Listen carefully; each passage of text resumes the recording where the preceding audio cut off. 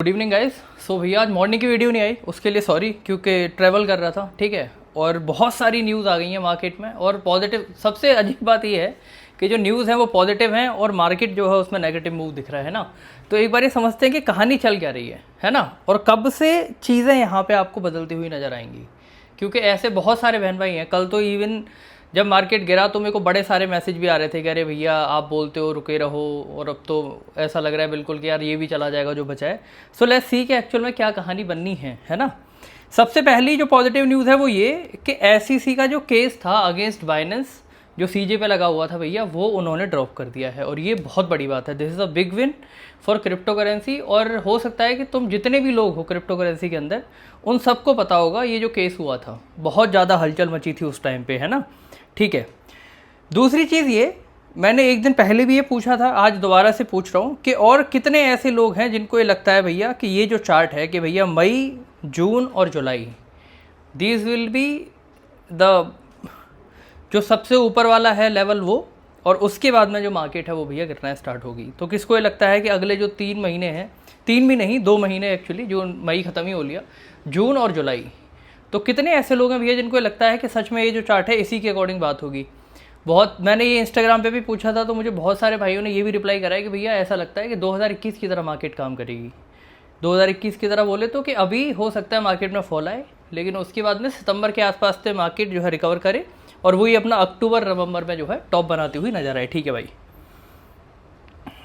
अच्छा, ये है भैया इंडिया में बहुत सारी चीज़ें चल रही हैं, बहुत सारी बोले तो बहुत सारी, है ना। ये मैंने डाला था कि भाई अगला जो महीना है और आने वाले कुछ और जो महीने हैं, हो सकता है कि आपको इंडिया में काफ़ी सारी ऐसी पॉजिटिव न्यूज़ क्रिप्टो को लेके सुनने को मिले।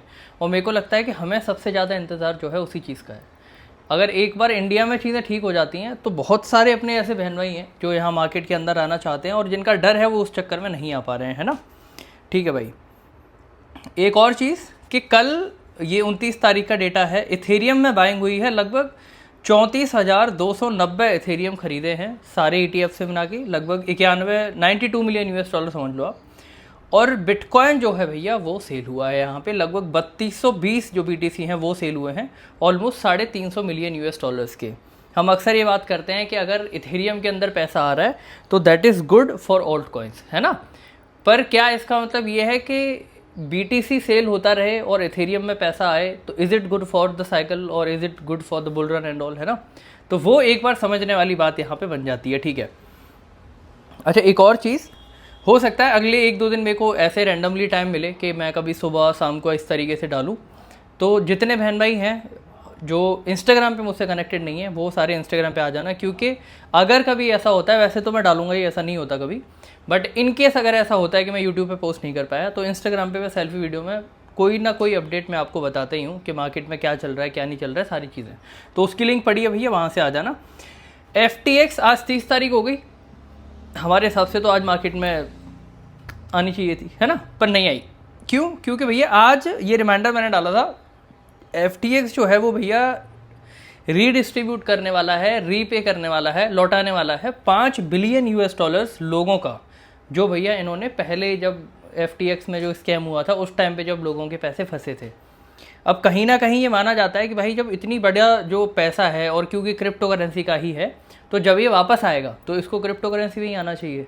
तो दैट्स अ ह्यूज न्यूज़ कि भाई 5 बिलियन, मतलब मैंने आपको कल भी बताया था 5 बिलियन में, तुम समझ रहे हो, तुम्हारा मोटा मोटा 55,000 BTC आते हैं, है ना, और थोड़े ज़्यादा ही समझ लो। तो ये इस सब के बावजूद भी मार्केट गिर रही है, उसकी क्या वजह है? मतलब मैं चाहता हूँ तुम लोग कमेंट करो, क्योंकि देखो हमने टैरिफ्स का देखा, ठीक है भाई, चलो टैरिफ की बात हो गई कि इन्होंने EU पे लगा दिया टैरिफ दोबारा से, और इन्होंने बोल दिया कि हो सकता है अभी और कंट्रीज़ हैं, फिर टैरिफ लगाया, फिर उसको एक्सटेंड कर दिया कि अब हम जुलाई से लगाएंगे। फिलहाल ऐसी क्या न्यूज़ है? परसों का FOMC का डेटा, तो मार्केट को परसों गिर जाना चाहिए था, फिर ये अब क्यों गिर रही है लगातार? क्योंकि भाई FOMC के डेटा में उन्होंने फेड ने क्लियर बोल दिया कि रेट कट के चांसेस अभी तो नहीं है, अगर होंगे तो ईयर एंड पे होंगे। अगर ईयर एंड में होते हैं तो कितने हो सकते हैं? क्योंकि हर 2 महीने के आसपास एक मीटिंग होती है, तो कितने ही तुम कट दे दोगे? 3 कट मैक्सिमम, जो हो भी ना हो भी हो, है ना। उन्होंने कहा भैया अनएम्प्लॉयमेंट का डेटा भी बढ़ रहा है, GDP भी टूट रही है, इकोनॉमी स्लो हो रही है, तो ये जो सारे फैक्टर्स हैं इनका क्या ही असर होगा, ये सारी चीज़ें यहाँ पे हैं। ठीक है। फियर और ग्रिड की अगर तुम बात करोगे that is a 60 and is fine. मेरे को लगता है मार्केट थोड़ी सी गिरी है तो ये होना ही था, है ना। अच्छा, चार्ट समझाने से पहले अगेन सारे बहन भाइयों से रिक्वेस्ट है जो चैनल पे नए हैं भैया, कि चैनल को कर लो सब्सक्राइब, जिससे कि आपसे कोई भी अपडेट जो है वो ना छूटे, और बेल आइकन दबा देना। और जो लोग नए हैं उन्हें बता दूं, हम लोग यूजुअली दिन में 2 से 3 अपडेट डालते हैं, मॉर्निंग इवनिंग, वो तो आते ही हैं हमेशा, जब मैं ट्रैवल में हूँ तब नहीं आ रहे हैं। और कभी कभार हम रात को 12-1 बजे भी डालते हैं, अगर कुछ ऐसा होता है कि खास कुछ चेंज हुआ, पैनिक आ गया अचानक से, उस टाइम पे, है ना। ये हमने बात करी थी। मेरे को बहुत सारे भाई ये बोल रहे थे कि भैया बीटीसी का चार्ट का तो कोई मतलब ही नहीं है, क्योंकि ऑल्ट्स से हमें मतलब है, ऑल्ट्स में ही तो सारा हमारा पैसा लगा हुआ है, तो बीटीसी ऊपर जाए नीचे जाए इससे क्या ही खास फर्क पड़ता है। पर मेरे को लगता है खैर इससे तो फ़र्क पड़ेगा ही पड़ेगा, ठीक है, और वो भी हम बात करेंगे। अभी मैं क्विक अपडेट दे रहा हूँ जिससे कि बहुत ज़्यादा टाइम आपको ना लगे। मैंने ये लेवल्स बताए थे पहले, तो मैंने बोला था कि भाई ये एक ट्रेंड है, अगर ये टूटा और रिटेस्ट कर गया तो हो सकता है हम नीचे गिरें। लेवल्स कौन से थे? मैंने कहा एक लेवल ये है, एक लेवल ये है, और ये जो लेवल है लगभग ये 1 लाख वाला, मैंने कहा कि यहाँ तक भी अगर हम आ गए तो मैं उस चीज़ को लेके नेगेटिव नहीं हूँगा। मेरे को नहीं लगता कि अगर हम 1 लाख पे भी आ गए तो अरे अब तो सब चीज़ ख़राब हो गई, अब तो सब खत्म हो गया, वैसा वाला सीन मैं 1 लाख पे भी नहीं करूँगा, है ना। तो ये था मार्केट का क्विक अपडेट। मतलब हो क्या रहा है, पॉजिटिव न्यूज़ हैं बहुत सारी, एक छोटी सी कोई नेगेटिव न्यूज़ आती है और पूरी की पूरी मार्केट की हालत ख़राब कर देती है ना।